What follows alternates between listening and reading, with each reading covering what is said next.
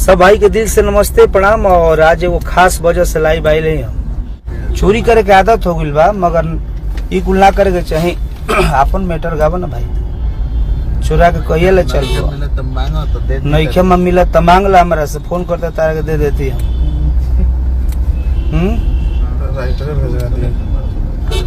Writer कितना बेहुदा बाजे, आप दूसरा के गाना के अपन नाम लोग डाल देता।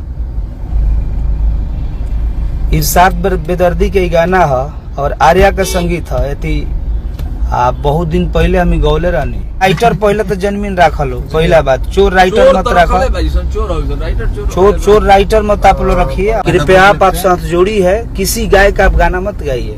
हम लोग अश्लील नहीं बोलना चाहते, बोले के लिखले नहीं खे मुंह में मैंने के वैसन खून में। और चोर राइटर से आप पहले तो दूर हो जाइए, जो भी आपको चुरा कर लोग दे रहे हैं। राइटर पहले तो जन्मीन रखल हो, पहला बात चोर राइटर मत रखो, चोर राइटर मत आप लोग रखिए। कृपया आप साथ जोड़ी है, किसी गाय का आप गाना मत गाइए। हम लोग अश्लील नहीं बोलना चाहते, बोले के लिखले नहीं खे मुंह में मैंने के वैसन खून में। और चोर राइटर से आप पहले तो दूर हो जाइए, जो भी आपको चुरा कर लोग दे रहे हैं।